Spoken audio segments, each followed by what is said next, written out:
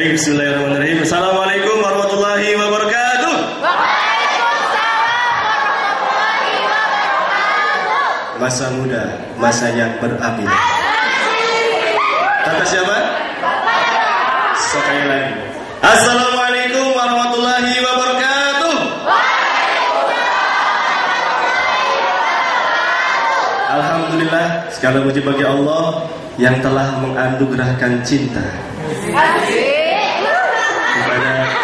Cinta kepada Allah, cinta kepada Rasulnya, cinta kepada sesama manusia. Tak lupa juga salawat serta salam semoga terlimpah curahkan pada junjungan kita Nabi besar Muhammad,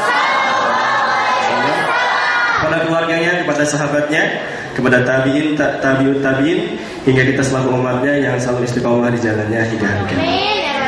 Oke, saya akan sapa dulu pada kesempatan kali ini antum semua. Ya. Apa kabar hari ini?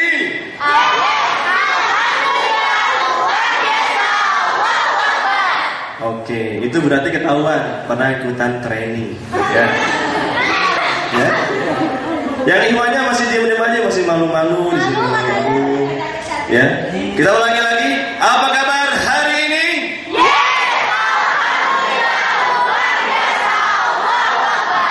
Oke, mantap. Oke. Kenapa kalau kita ditanyakan apa kabar hari ini harus dengan semangat? Karena ketika seseorang itu kesuksesannya itu tergantung ketika ditanya apa kabar hari ini. Kalau ditanya apa kabar hari ini, galau. Kira-kira masa depannya suram atau masa depan sukses? Atau masa depannya cerah nggak? Kalau kayak gitu, dijamin madesu. Kita pengen madesu apa madecer? Masa depan cerah. Oke, ya seperti itu. Oke, tidak perlu berpanjang lebar. Insya Allah kita akan melakukan talk show, bincang-bincang bersama Ustadz Felix. Ya, sebelumnya saya perkenalkan dulu biodatanya. Ya, ini dia biodata pembicara pada kesempatan kali ini. Nama Ustadz Felix Yao, Ustadz Yanwar Felix Yao. Usia 3. Kok usia?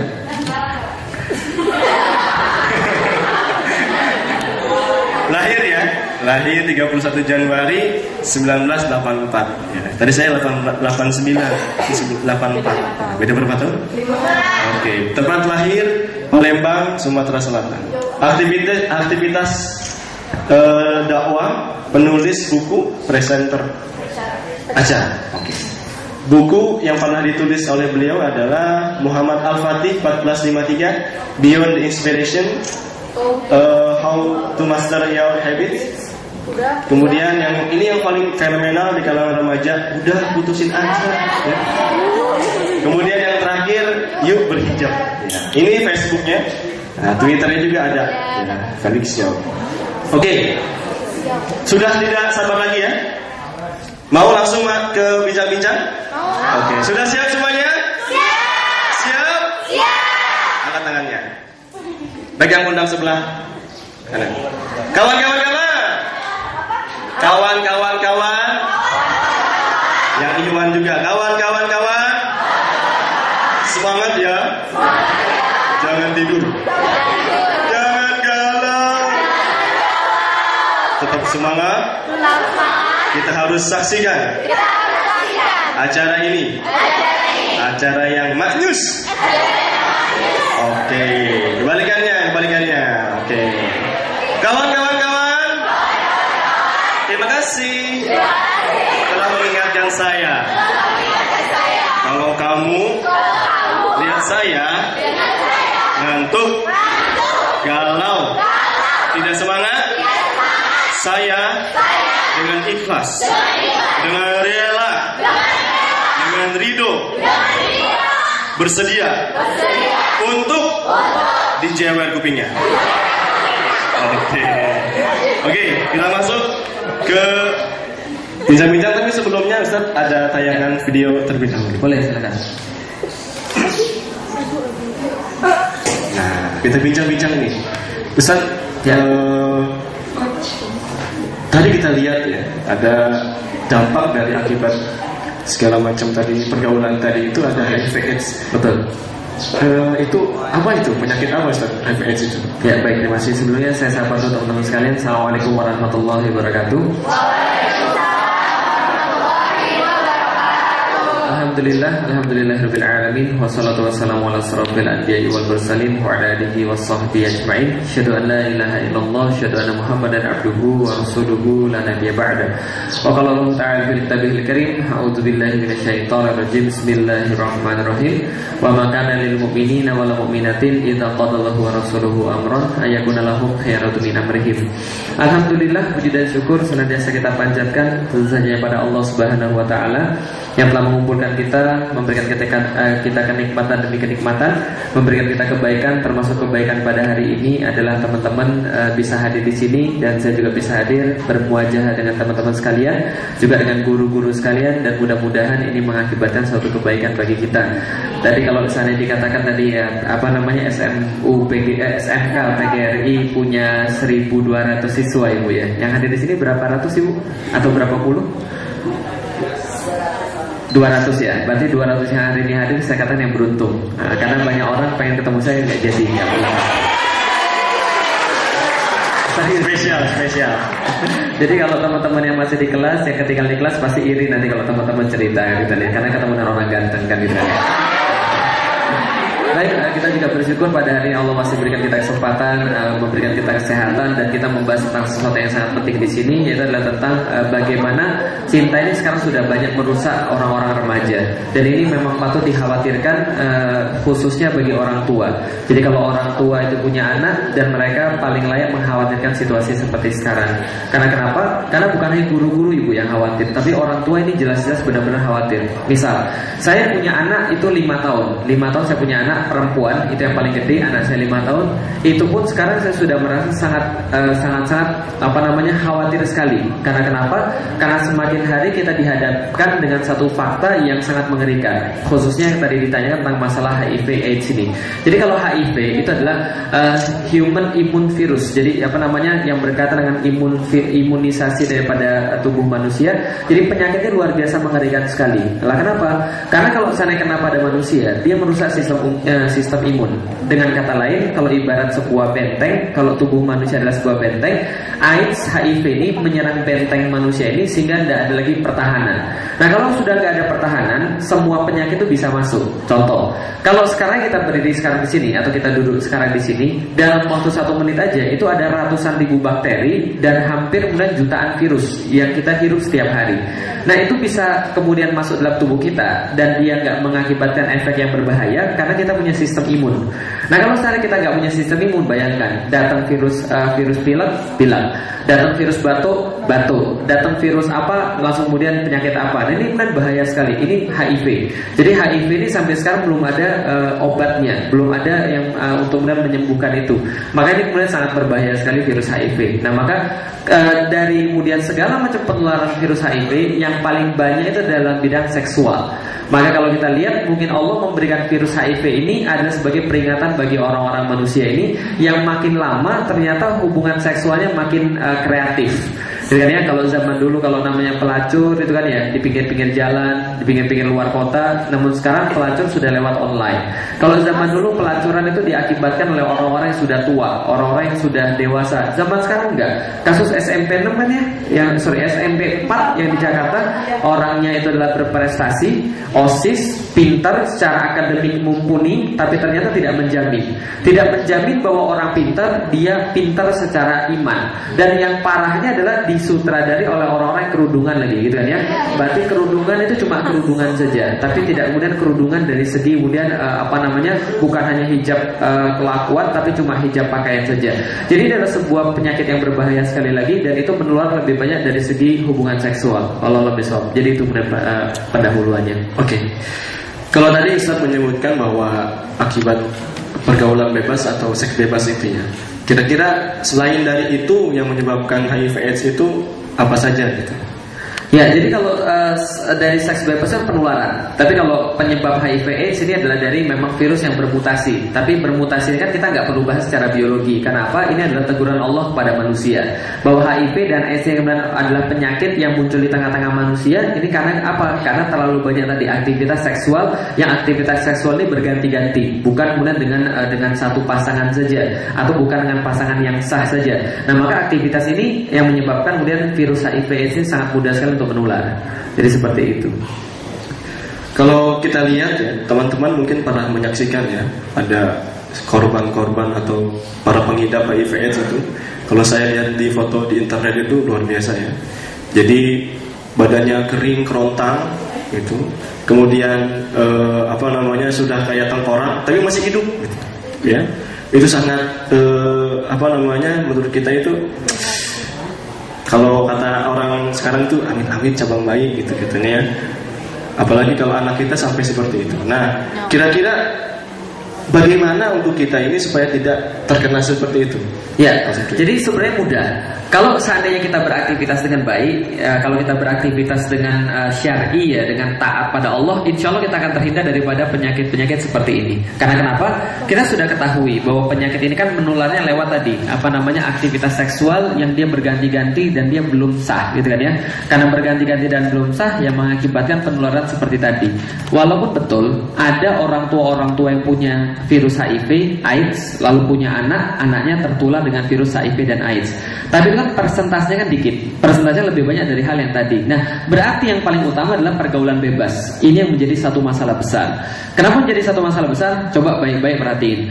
Tahun 2006 ya. Tahun 2006 Kompas ini memberikan satu survei, dan survei yang dia dapat adalah apa? Survei yang dia dapat pada tahun 2006 ini sekitar 51% perempuan di Jakarta itu sudah tidak perawan. 51%. Berarti Bogor ya kira-kira samalah. Kalau di Jakarta 51%, di Bandung 54%. Jadi Bandung itu lebih parah daripada Jakarta. Bandung 54%, Jakarta 51%, Surabaya 49%. Jadi nggak jauh beda. 2006 itu, coba bayangkan. Dan orang-orang kemudian berkata, oh enggak, itu salah, itu pasti salah penelitiannya, surveinya salah. Dan diadakan lagi survei yang sama pada tahun 2008 oleh KPAI, Komisi Perlindungan Anak Indonesia. Pada tahun 2008 dia mendapatkan, setelah disurvei ternyata kejadiannya lebih mengerikan lagi. Pada tahun 2008 anak SMP di Jakarta tidak perawan 62,7%. Yang tadi dilihat 62,7% gak perawan. Artinya apa cowok-cowok? Coba Anda bayangkan di masa depan nanti. Sekarang Anda umur berapa? 17, 16, 17, 18. Berarti nanti ketika Anda nikah, kira-kira mungkin ya sekitar 5-10 tahun lagi, Anda dapat cewek itu berarti di antara 2 satu yang nggak perawan. So bisa dibayangkan ya. Ini kemudian kejadiannya 62,7% tidak perawan. Yang lebih mengerikan lagi, 62,7% tidak perawan, tapi 93% tahun 2008 itu sudah pernah melakukan heavy petting. Tahu heavy petting? Selangkah sebelum zina. Jadi kalau tadi Bu Yuni Bu Yani kemudian menanyakan apa itu zina dalam pandangan Islam. Zina adalah masuknya kemaluan laki-laki kepada kemaluan wanita, sebagaimana pedang masuk ke dalam sarungnya. Begitu kata Rasulullah. Nah berarti petting itu adalah selangkah sebelum zina. Jadi dia memang tidak memasukkan, tapi tetap hal yang sama dilakukan, seperti hubungan seks tapi tidak sampai zina. Tapi itu sama-sama parahnya juga, 93,7%. Jadi kita bisa bayangkan, ini kondisi yang sekarang kita lihat. Dan orang-orang bilang, itu kan tahun 2008, tahun 2012, 2013 nggak ada masalah.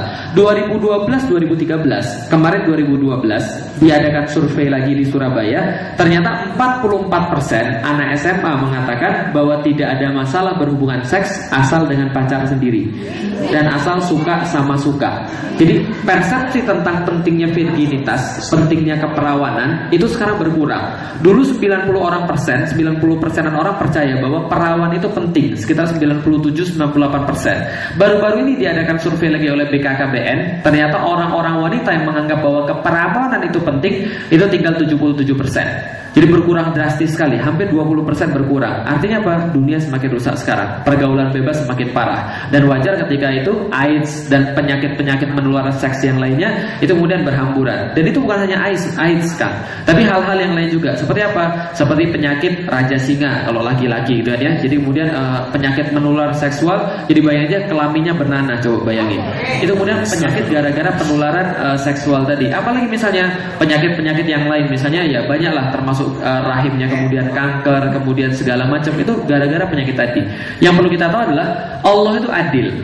Allah itu adil. Bagi yang berbuat itu dia berbuat baik. Wa in ahsantum ahsantum li anfusikum wa in asatum falaha. Dan bagi yang berbuat jahat dia juga mendapat hasil daripada kejahatannya. Jadi pergaulan bebas ini.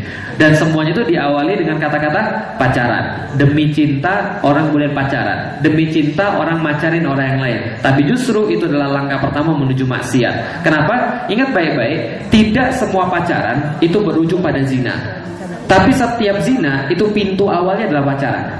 Jadi lebih baik kemudian ada banyak hal yang teman-teman gak boleh coba, tapi ada dua yang benar-benar gak boleh coba. Satu adalah pacaran, yang dua adalah minum minuman keras atau narkoba. Itu benar-benar gak boleh coba, karena pasti akan ketagihan. Seperti itu. Ya, berarti pacaran itu ngeri ya. Oke. Kalau ada program pemerintah, kalau sekarang ini tanggal 1 Desember itu sebagai hari apa? Hari AIDS ya, sedunia. Nah itu saya baca di sebuah situs ya, itu ada KPAN kalau nggak salah ya. Ya. Itu di hari itu membagi-bagikan kondom gratis. Nah itu apakah itu solusi, dan apakah program pemerintah itu tentang sex education itu apakah itu penting dan berdampak kepada anak-anak remaja itu? Ya, pertama-tama nih mumpung ada guru-guru hadir, ada berapa guru yang hadir selain Bu Yani?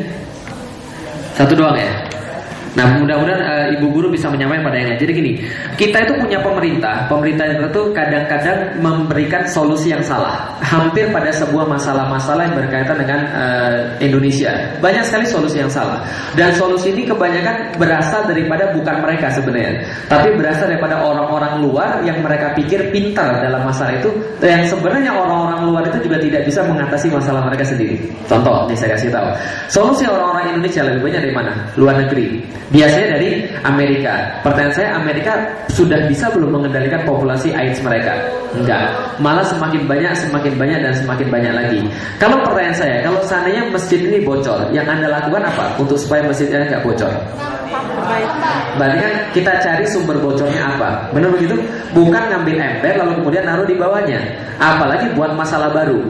Solusi atas AIDS, bagikan kondom gratis. Itu sama aja bilang sama orang bahwa Anda boleh berhubungan seks asal pakai kondom. Ini kemudian menjadi masalah besar. Dan coba kita lihat, Desember sampai dengan Februari itu perusahaan kondom naik 700%. Masya Allah. Berapa? 700% penjualannya. Artinya kalau Anda mau kaya, Anda mau kaya ya, jual kondom aja Desember sampai Februari. Itu meningkat 700%. Yang pengen saya sampaikan adalah apa? Yang pengen saya sampaikan adalah sekarang orang-orang pada salah kaprah tentang masalah AIDS itu justru karena orang-orang banyak melakukan hubungan seksual, malah disuruh melakukan hubungan seksual. Apa solusinya? AIDS, bagikan kondom gratis, jangan gonta-ganti pasangan. Kan gitu kan ya? Itu solusi mereka. Padahal tidak sama sekali. Allah sudah menyampaikan di dalam Al-Quran, wa man aradu an dzikri fa inna lahu ma'isyatan donka. Siapapun yang berpaling daripada peringatanku, bagi mereka pasti penghidupan yang sempit. Maka tatkala terjadi maksiat, zina, mendekati zina dan sebagainya, lantas disikapi dengan cara maksiat pula, ya sudah, Allah pasti memberikan azab. Allah memberikan sebuah keburukan pada tempat tersebut dan pada orang-orang di tempat tersebut. Nah jadi itu bukan solusi. Sama aja kayak ada bilang gini, solusinya orang-orang nggak pintar gimana? Solusinya adalah kita bagiin lembar jawaban saja, atau semua murid boleh nyontek. Nah, itu solusinya. Itu kan bukan solusi. Nah sama saya sekarang, AIDS solusinya bagi-bagi kondom. Ini kan sama aja solusi yang nggak pakai pikiran, gitu kan ya. Jadi ini kemudian yang kita lihat sekarang. Iya. Kalau tadi Ustaz bilang pacaran itu ngeri ya. Ya. Mumpung ada Ustaz ya. Sebenarnya pacaran itu dalam Islam itu seperti apa? Ya. Boleh tidak? Kan cuma pacaran doang gitu. Ya, baik. Jadi gini, di dalam Islam aktivitas-aktivitas di mana orang belum menikah dan orang belum halal, lantas dia melakukan interaksi-interaksi yang tidak dibolehkan dalam Islam, maka ini menjadi sesuatu yang tidak boleh. Karena Rasulullah memperingatkan kepada kita, la yakhluna ahadukum bi imra'atin, tidaklah berkhulwat salah seorang di antara kalian laki-laki dengan seorang wanita illa inna syaitana salatiha, kecuali syaitanlah sesungguhnya bersama dia untuk menjadi orang ketiganya. Berarti kalau ada dua orang yang berkhulwat, laki-laki, wanita, dan mereka bukan mahram, maka yang ketiganya adalah setan. Nah gitu. Jadi jangan dekat-dekat kalau ada orang pacaran. Jadi Anda jadi setannya. Tapi ada orang bilang, Ustaz, enggak semua pacaran tuh kayak gitu, Ustaz. Enggak semua pacaran tuh berujung pada zina. Saya pacaran enggak ngapa-ngapain kok. Pertanyaan saya, kalau dia pacaran enggak ngapa-ngapain, ya ngapain pacaran? Paham ya saya? Ya pasti ada apa-apanya. Oh enggak Ustaz, saya pacaran enggak ngapa-ngapain kok Ustaz, saya cuma pegangan tangan doang. Kalau Anda punya cowok dan dia cukup cuma pegangan tangan doang, saya harus sampaikan pada Anda harus berhati-hati. Jangan-jangan dia bukan cowok sejati. Lah kenapa? Karena kalau cowok sejati tidak akan cukup cuma pegangan tangan doang. Betul begitu? Betul, memang begitu. Cowok sejati enggak akan mau pegangan tangan doang. Memang begitu. Yang bilang betul berarti Anda cowok sejati, saya akui. Karena saya juga sama. Saya sebagai seorang cowok, saya nggak akan mau kalau hubungan sama cewek cuma pegangan tangan doang. Rugi, benar nggak? Sudah maksiat, rugi lagi gitu kan ya? Nggak akan mau ngapain, gitu kan ya? Nggak akan mau ngapain. Nah jadi artinya cowok itu berarti cowok dong yang nafsu saat iya. Saya akui cowok memang nafsu. Karena kalau cowok nggak nafsu nggak ada Anda. Paham ya maksud saya?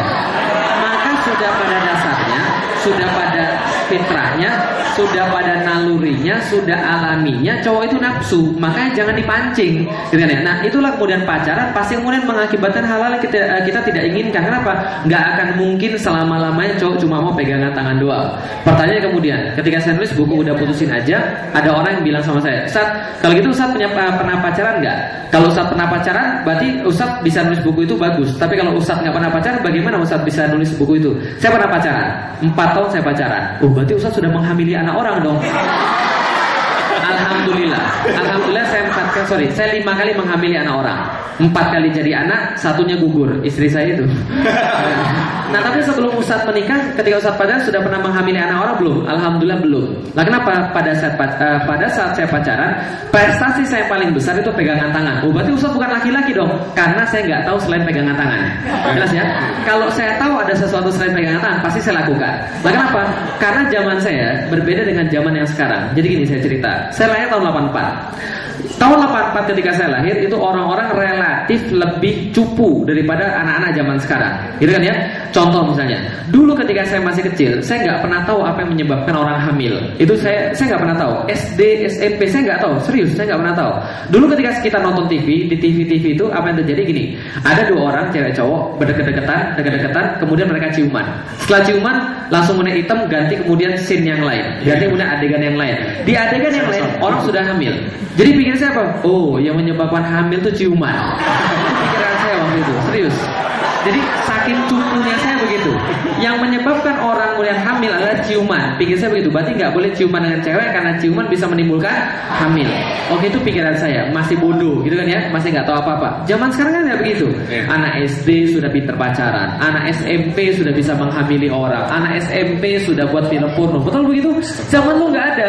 Jadi ketika SMP kelas 3 itu guru-guru menemukan satu hal yang untuk mendiamkan cowok-cowok yang bandel. Karena saya termasuk yang bandel ketika SMP. Di kelas ngomong terus, akhirnya guru-guru mempunyai satu strategi. Apa strateginya? Dudukin cowok-cowok sama cewek supaya dia diem. Jadi benar, ketika cowok itu didudukin sama cewek, selang-seling, diem semua, termasuk saya. Nah kenapa? Saya nggak berani ngomong, sebelah saya cewek, rasanya nggak enak gitu kan ya. Tapi lama-lama menjadi terbiasa, nggak seperti anak zaman sekarang. Anak zaman sekarang didudukin sama cewek, makin ribut dia. Zaman dulu tidak, zaman dulu orang yang didudukin sama cewek diem. Tapi SMP kelas 3 saya jadi kenal cewek. Tatkala saya sudah kenal cewek, saya mulai pacaran. Tanpa saya tahu pacaran itu apa, pokoknya keren. Di film-film keren pokoknya pacaran. Punya cewek berarti laku. Punya cewek berarti maco, nggak punya cewek nggak laku, gitu kan ya, nggak keren. Itu kemudian pandangan, opini, karena terbentuk gara-gara nonton nonton TV, gara-gara nonton film, gara-gara Valentine dan sebagainya, muncul mulai pacaran. Tapi saya nggak tahu ngapain pacaran, pokoknya eksis saja pacaran. Maka setelah 3 bulan saya berpacaran, baru saya berani pegang tangan cewek tadi. Nah 3 bulan itu berani pegang tangan. Ketika saya sudah lulus SMA, ketika saya kuliah, saya orangnya fast learner, saya pembelajar cepat. Dari situ saya baru tahu namanya hubungan seksual dan sebagainya. Karena saya pembelajar cepat, apa yang saya tahu? Yang saya tahu ketika saya pacaran adalah, yang saya temukan, yang waktu itu nggak banyak dikatakan oleh cowok-cowok adalah bahwa kalau saya mau, saya bisa membuat saya melakukan apapun buat saya. Serius. Secantik apa cewek? Iya, karena semua cewek sama. Serius, itu zaman dulu. Cuma saya sendiri yang tahu dan beberapa orang yang lain. Zaman sekarang, semua cowok tahu perkara seperti itu. Makanya banyak cewek kehilangan keperawanan karena mereka sangka cowok itu memberikan mereka harapan, memberikan mereka masa depan, memberikan mereka segala-galanya tanpa sadar bahwa mereka sebenarnya lagi dijebak. Paham ya saya? Ini mulai terjadi tanpa mereka sangka bahwa mereka tuh sedang jatuh dalam lembah kenistaan tadi. Nah, saya ketika SMP nggak tahu, SMA mulai tahu, pas kuliah tahu. Untung saya masuk Islam. 2002 saya masuk 2001 saya masuk IPB. Semester ketiga saya masuk Islam. Semester ketiga saya masuk Islam, langsung saya putusin pacar saya. Dan karena saya tahu kalau saya lanjut terus pacaran, pasti saya menghamili anak orang. Serius, karena saya laki-laki sejati. Paham ya saya? Karena laki-laki sejati nggak cukup cuma pegangan tangan doang. Paham ya saya? Nah, maka untungnya Allah menyelamatkan saya dengan Islam. Serius, untung Allah menyelamatkan saya dengan Islam. Karena itu nggak terjadi. Tapi kalau benar itu diterusin, itu pasti terjadi. Loh Ustaz, yang tadi itu gimana ceritanya? Oke gini, lanjut ya. Di buku Udah Putusin Aja itu, saya kasih di email yang paling awal itu tentang email kisah nyata.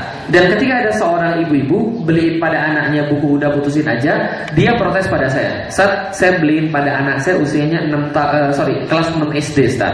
Berarti sekitar 12 tahun. Tapi kok isi bukunya di awal-awal kok vulgar sekali, Ustaz? Kenapa vulgar sekali? Ada sudah baca Udah Putusin Aja? Udah? Yang udah baca angkat tangan, yang udah baca. Nah, udah tahu kan ya cerita di depan itu kan ya? Nah, kok ceritanya vulgar banget? Saya bilang, ibu, itu cerita itu bermanfaat untuk apa? Supaya orang-orang tahu kisah yang sebenarnya. Karena orang-orang tua tidak tahu apa yang dilakukan oleh anaknya dan nggak tahu anaknya ini seperti apa pergaulannya. Dan yang saya tulis di buku itu cuma tinggal 30% saja kengeriannya. Kisah aslinya yang 100% jauh lebih ngeri daripada yang ibu lihat di buku itu. Lah kenapa? Cerita begini, ini saya kasih tahu. Kenapa cowok bisa bisa membuat cewek melakukan apapun juga. Mau saya kasih tahu caranya gimana? Mau saya kasih tahu? Saya kasih tahu ya. Nih, supaya Anda paham. Jadi gini ceritanya. Fitrahnya cewek itu senang digombali. Itu fitrahnya cewek.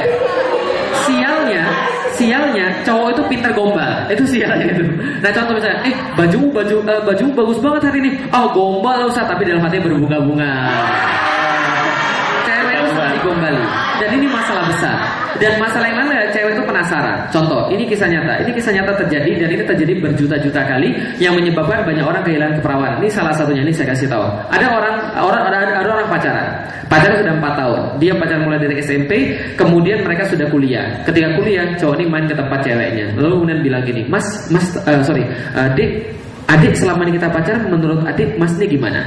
Mas orang yang baik, Mas luar biasa, Mas mengayomi saya dan memberikan saya benar sebagai seorang wanita, menghargai saya. Oke, kalau gitu menurutmu kira-kira kalau ke depan kita gimana? Iya, masa depan insya Allah bagus Mas, kita bisa menikah, kita bisa punya anak dan sebagainya. Menurutmu, menurut adik saya nggak sama Mas? Sayang banget, saya seperti apa segede-gede di dunia. Terus Masnya bilang gini, Dek ada satu hal yang pengen saya ceritain, tapi saya tuh nggak enak cerita. Nggak apa-apa Mas, ceritain aja. Tapi Adik nggak marah kan ya? Nggak apa-apa, ceritain aja Mas. Gini Dek, sebenarnya Mas tuh nggak enak ceritain ini, tapi ya namanya kan kita kan orang berbagi ya. Namanya siapa tahu nanti Adik bisa memberikan saya saran atau apa. Ya nggak apa-apa Mas, cerita aja. Tapi itu saya tuh nggak enak. Nggak apa-apa Mas, cerita aja Mas. Nggak enak nanti aja. Nggak apa-apa Mas, cerita aja. Nggak apa-apa, cerita aja. Adik siap kok dengar. Bener, Adik siap. Bener. Serius. Oke, cerita aja Mas, nggak apa-apa. Ya saya cerita. Jadi gini sebenarnya. Jadi penasaran nggak? Nggak apa-apa Mas, cerita aja. Tapi nanti Mas takut Adik tersinggung. Enggak kok Mas, enggak. Bener nggak tersinggung? Enggak. Bener nggak tersinggung? Nggak apa-apa. Enggak. Tapi nanti Adik marah sama Mas gimana? Nggak apa-apa Mas, cerita aja Mas, nggak apa-apa. Jadi kalau gitu Mas cerita ya, iya cerita. gini, kemarin Mas ketemu dengan alumni teman-teman SMP Mas, dan mereka cerita luar biasa. Jadi mereka cerita mereka sudah pernah pacaran berkali-kali dan mereka sudah pernah berhubungan badan dengan pacarnya masing-masing. Dan mereka bilang bahwa Mas tuh pengecut, Mas tuh nggak punya nyali. Lah kenapa? Karena belum pernah berhubungan badan. Dan mereka cerita terus mereka sudah pernah berhubungan badan. Tapi kemudian saya bilang sama mereka, ya tapi ini kan sakral. Ini kan adalah sakral dan saya pengen adalah yang pertama kali saya maunya melawan sama kamu. Loh kok Mas bilang gitu sih? Enggak, saya enggak serius kok, udah lupain aja. Kok Mas bilang gitu? Enggak lupain aja. Enggak, kan tadi sudah bilang jangan tersinggung. Emangnya Mas mau? Nah, jadi kan paham ya saya? Ini banyak terjadi. Kenapa? Gara-gara perkara seperti ini kemudian terjadi. Oh enggak apa-apa, enggak usah. Mas mau, ya udah kalau Mas mau enggak apa-apa. Tapi Mas jangan ini ya. Nah, sebagainya. Kalau tidak selesai, ini banyak menimbulkan orang-orang kemudian kehilangan keperawanan. Dan ini terjadi berjuta-juta kali. Walaupun dalam pikiran kita ketawa ngelihat yang semacam ini terjadi berjuta-juta kali. Paham tidak saya? Ini baru satu teknik. Tahu ya saya? Banyak teknik-teknik yang lain yang mengerikan. Tapi inilah mulai terjadi lewat pacaran tadi. Jadi jangan pernah pacaran tadi. Lah kenapa? Ini pasti kemudian pintu menuju zina. Tapi dia nggak gitu kok Ustaz. Iya, karena Anda belum tahu. Kalau dia nggak gitu, berarti dia bukan cowok. Karena cowok pasti gitu mikirnya. Lah kenapa? Karena dia cowok. Paham ya saya? Cowok tuh pasti akan tertarik dalam bidang-bidang visual dan pasti kemudian ke arah sana. Makanya dia kemudian mau mencari cewek karena tadi. Lah kalau dia sudah siap, dia akan nikah aja. Dan saya kasih tahu, kalau sudah kehilangan yang namanya kehormatan, kehilangan yang namanya kemuliaan, itu berbahayanya luar biasa. Tahu kenapa berbahaya luar biasa? Anda kehilangan masa depan 100%. Dan saya kasih tahu, pengerusakan orang-orang yang nggak senang dengan Islam terhadap Islam itu dimulai dari wanita, karena wanita mendominasi. Lihat tuh kiri kanan Anda dan belakang Anda. Lebih banyak cewek atau lebih banyak cowok? Cewek. Dan cewek ini ketika mereka nikah, mereka bukan hanya merusak dirinya. Kalau mereka sudah rusak, mereka rusak suaminya dan mereka rusak anak-anaknya. Lari betul begitu. Saya bisa begini karena istri saya nemenin saya, karena istri saya berada di belakang saya, karena istri saya jagain rumah dan jagain anak saya. Gimana saya bisa nyetak gol kalau gol saya kebobolan terus? Paham ya saya? Gak mungkin bisa menang kan ya? Gak mungkin saya bisa berdakwah kalau saya gak punya ketenangan di rumah. Betul gak? Saya bisa begini karena ada istri saya. Di balik seorang laki-laki yang hebat terdapat seorang wanita yang kuat. Tapi di balik seorang laki-laki yang sengsara terdapat wanita yang ketiga. Paham ya saya? Nah, artinya seorang istri itu menentukan siapa suaminya, dan seorang istri, seorang ibu itu menentukan karakter anak-anaknya. Maka kalau karakter istri atau karakter ibu ini sudah rusak, maka karakter anak-anaknya pasti akan rusak juga. Maka ini penting sekali teman-teman sekalian. Kalau teman-teman sudah kehilangan kehormatan, masa depan sudah hilang semua. Coba bayangin baik-baik. Kalau dia sudah kehilangan keperawanan, apa kemudian di masa depan dia? Kalau dia nikahi dengan cowok yang sudah memperawani dia itu secara tidak sah, kira-kira hidup dia bahagia atau tidak? Ya. Kalau dia nikah dengan cowok yang lain yang sama bejatnya, hidup dia bahagia gak? Taruh dia sudah bertobat ya. Dia sudah bertobat dan kemudian dia sudah kerudung, sudah ngaji, sudah rapi. Kemudian di masa depan dia ta'aruf dengan seorang cowok soleh, baik kayak Mas Ageng inilah. Nah, ketika dia sudah ta'aruf dengan cowok yang soleh dan baik, sebelum kemudian dia melanjutkan ta'arufnya, sebelum menikah harus nggak cewek ini jujur untuk ngomongin tentang kekurangan dirinya? Harus nggak? Harus jujur, betul. Karena kalau dia tidak jujur, itu akad batil itu. Sama kayak saya jualan, Mas mau beli nggak ini Mas? Ini isinya ini, ternyata isinya nggak begitu. Batil nggak jual belinya? Batil. Nah, tatkala batil nggak boleh, maka dia harus ngomong. Coba kejadian, coba bayangin baik-baik, Mas. Sebelum kita melanjutkan ke ta'aruf yang lebih lanjut, Mas, sebelum kita nanti lanjut ke jenjang pernikahan, ada satu hal yang harus Mas ketahui tentang saya. Dan kalau nanti Mas sudah tahu, nanti Mas boleh memilih untuk melanjutkan proses ini, atau Mas sudah mau menyelesaikan ini, saya terima. Tapi Mas harus tahu bahwa saya sudah tidak perawan lagi. Aduh. Ngerti nggak? Kira-kira coba nyesek kan ya, kira-kira bisa bayangin nggak kalau Anda suatu saat nanti sudah baik dan ingin menikah dengan cewek yang baik, tiba-tiba Anda tahu bahwa dia nggak perawan, kira-kira Anda gimana? Taruhlah cowoknya baik dan cowoknya bilang sama ceweknya, setiap perempuan punya masa lalu, dan kamu juga punya masa lalu yang buruk, saya juga punya masa lalu yang buruk, dan saya terima masa lalumu apapun itu, dan kita kemudian fokus saja pada masa depan. Oke, mereka menikah, diterima sama cowoknya. Tapi ketika mereka setelah selesai menikah, ada cekcok nggak dalam rumah tangga? Dan ketika terjadi cekcok, jangan heran dan jangan sakit hati kalau cowok terlontar dari kata-kata dia, kamu sih dulu nggak perawan, gitu kan? Sakit hati nggak kalau udah gitu? Sakit. Maka masa depan itu, maka ingat baik-baik, seorang cewek itu ditentukan oleh masa lalu dia. Tapi seorang cowok dinilai dari masa depan dia. Paham ya? Contoh misalnya mantan narkobaan, mantan pemakai minuman keras, mantan dugem, terus kemudian bertobat jadi ustadz, meninggal, uji. Yang kita kenal apa? Yang kita kenang apa? Ustadz. Yang kita kenang kan ya, kita nggak tahu lagi masa lalu dia. Orang nggak sebut-sebut lagi masa lalu dia. Tapi kalau seorang cewek pernah main film porno misalnya, film porno tersebar ke seluruh Indonesia, dia taruhlah dia sudah tobat pakai kerudung jadi ustadz. Ketika dia muncul di TV, yang orang lihat apa? Yang orang ingat apa? Perbuatan masa lalu dia. Makanya hati-hati. Memang betul dunia itu nggak adil. Cewek itu lebih dilihat dari masa lalu dia, sedangkan cowok itu demi masa depan dia. Maka kalau cowok bejat di masa lalunya, saya contoh dulunya orang-orang bukan Islam, gitu kan ya. Tapi kalau saya sudah masuk Islam, ada nggak ya kalau saya ajak mau nikah? Ada, istri saya ada contohnya kan ya. Kenapa? Karena dia nggak lihat masa lalu saya. Masa lalu saya non muslim dia nggak lihat, yang dilihat masa depan saya. Paham teman-teman sekalian? Tapi kalau Anda sudah punya track record yang buruk, laki-laki akan mikir berkali-kali. Pertanyaan saya sederhana. Nih, saya tanya sekarang. Yang cowok diem dulu ya, saya tanya cewek-cewek dulu ya. Yang cewek-cewek